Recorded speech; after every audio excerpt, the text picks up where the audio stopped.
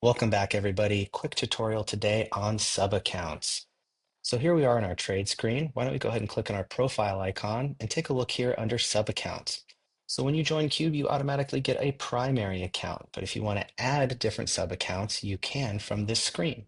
You can see that I've already added sub one and a new subaccount. If I want to switch that subaccount, all I have to do is click here and it's reflected in my trade screen. I can switch between them just this easily.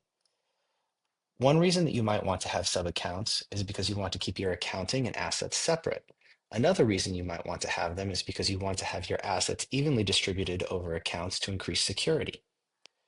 Let's show one quick feature about transferring between accounts. So if I want to go into my portfolio page in my primary account, I can click the withdrawal button here.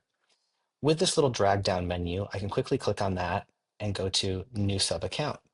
If I want to transfer any USDC to that sub account, I can just enter it in here, $100 USDC, confirm that transfer, and send directly to that account, back and forth, instantaneously.